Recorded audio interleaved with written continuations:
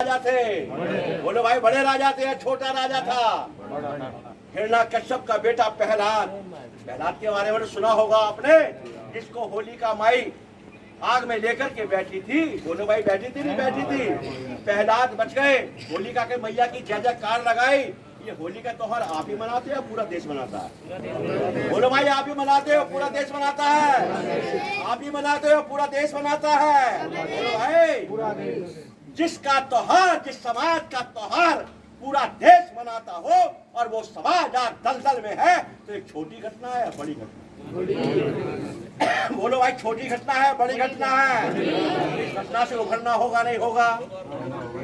जैसा कि आज लोकतंत्र में होता है, उस वक्त भी हमारे साथ ऐसे ही हुआ था। कैसे हुआ था? प्रहलाद के बेटे थे राजा विरोचन। राजा विरोचन की हत्या करके उनकी लाश को जला दिया गया था। उनकी लाश उनको परिवार को नहीं दी गई थी, छल से मार दिया गया था।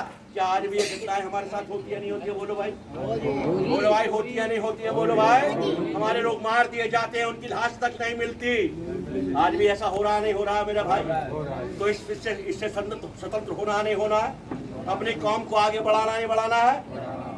तो ये 5 हथियार जो लोकतंत्र के थे, उसमें एक नारा भी शामिल है। बोलो भाई, जय भीम का नारा माननीय काशी राम जी ने लगाया। जब काशी राम जी ने लगाया तो जाटव भाइयों ने लगाया। जब जाटव भाइयों ने लगाया तो औरों ने भी लगाया।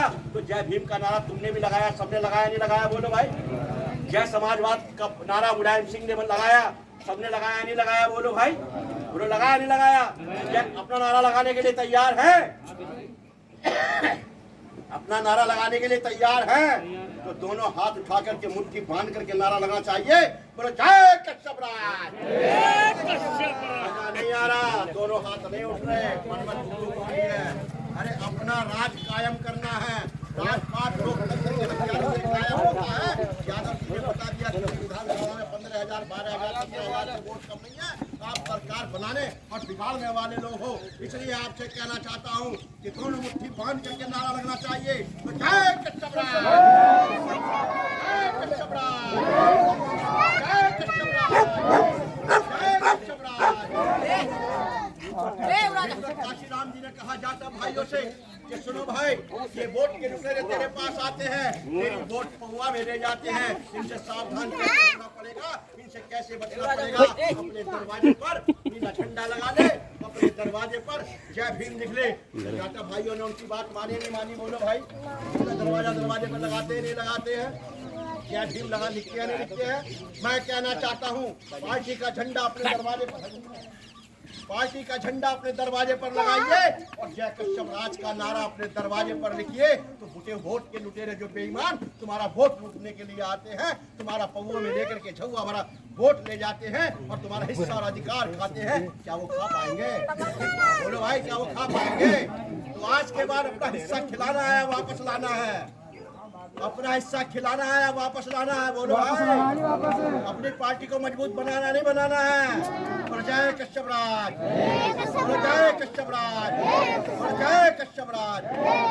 साथियों, आपकी पार्टी आ गई, आपका नारा आ गया, आपका नेता आ गया, आपकी विचारधारा आ गई। हमारे पुरखों ने राजा का राज किया है, हिरण्यकश्यप से लेकर के राजा बलि तक राज किया है।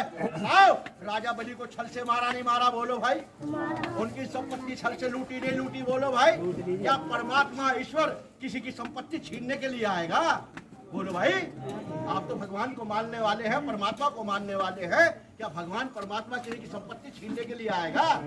हमारी संपत्ति को छीना गया, छल से हमारे राजाओं को मारा गया। कोई राजपाट करने से नहीं देता, कोई राजपाट खुशामतें करने से नहीं देता। राजपाट मिलता है अपनी ताकत से मिलता है, अपने बल से मिलता है। अपने बल से लेना होगा तो अपना बल बनाने के लिए तैयार है नहीं तैयार है? बोलो भाई, बोलो जय कश्यप राज, बोलो जय कश्यप राज, बोलो जय कश्यप राज। भारतीय जनता पार्टी को समर्थन दिया है कि पश्चिमी उत्तर प्रदेश में हमने भारतीय जनता पार्टी को बहुत बड़ा नुकसान दिया। हमने सहारनपुर से लेकर के और आगरा तक, लखनऊ तक बहुत बड़ा नुकसान दिया है। जो 80 सीट पर भारतीय जनता पार्टी मुझ पहनाती थी, वो पार्टी को ज्यादा वोट नहीं, सीट नहीं मिल पाती। इसलिए वो घबराए हुई भारतीय जनता पार्टी है कि इनको थामो। हमने कहा हम वोट एक शर्त पर आपको देंगे, समाज से एक शर्त पर अपील करेंगे। हमारा जो हिस्सा संविधान में लिखा हुआ है, हमारा जो मछुआ आयोग बना रखा है, जिसमें आपने दूसरे लोगों को बिठा रखा है, पहले हमारा हिस्सा देने की वादा, हमें हिस्सा देने का वादा किया है। इसलिए हम आपसे कह रहे हैं कि इस बार भारतीय जनता पार्टी के बोलो भाई, हम लोग भारतीय जनता पार्टी के प्रत्याशी को हाथ खा करके बताओ साथियों। इसलिए मैं आपसे कहना चाहता हूं, आपकी पार्टी आ गई है, आपका झंडा आ गया है, आपका नारा आ गया है। बताओ कितने नौजवान घर के दरवाजों पर जाकर शब्द लिखना शुरू करेंगे आज से? बोलो भाई, 10 रुपए का गेरो ले आना और जाकर शब्द दरवाजों पर लिखना शुरू कर देना। आज तो एक चुनावी मीटिंग है, आपके पास आए हैं, हमें पार्टी का विस्तार करना है।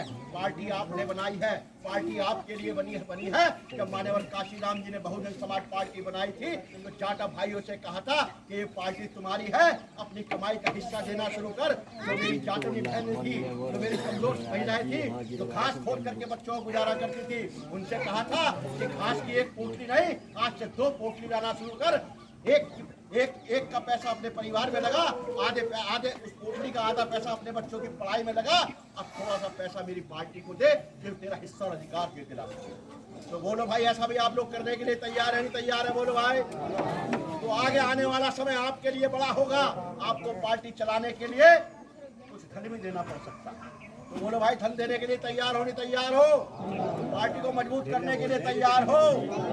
साथियों, वैसे ही आपसे हम कहना चाहते हैं, अपनी पार्टी को मजबूत करने के लिए अपनी कमाई में हिस्सा देना शुरू कर दो।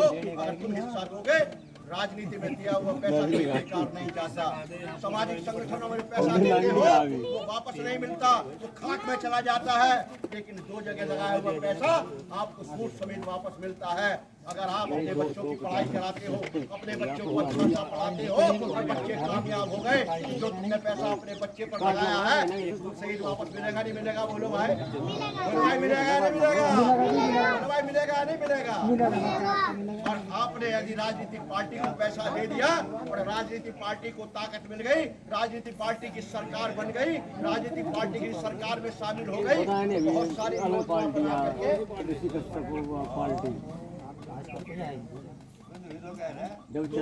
तो ये जो है आपका जो हिस्सा है, तो आप जो पैसा देंगे पार्टी को, वो पैसा आपको सूद समेत वापस कैसे देगी यही बताना चाहता हूँ। सूद समेत पार्टी कैसे वापस देती है? पार्टी सरकार में शामिल हो गई, नौकरियां निकाल रही, आपने फार्म भर दिया, 5वीं 8वीं 5वीं 12वीं 12वीं पास को सरकार जैसे मुलायम सिंह जी ने दे दी, मायावती जी ने दे दी, ऐसे ही नौकरी दे करके तुम्हारा पैसा वापस करा देंगे? नहीं करा देंगे? बोलो भाई। सूद समेत वापस करा देंगे? नहीं करा देंगे? बोलो भाई, कराएंगे नहीं कराएंगे? इसी प्रकार के थम जाओ। हाँ, बात करें, थम जाओ जरा यार। अरे थमो, पहले सुन लो पहला पूरी बात। इसी प्रकार से आपको कहीं मकानों की योजना आ गई तो उन गरीबों को जो हमारे समाज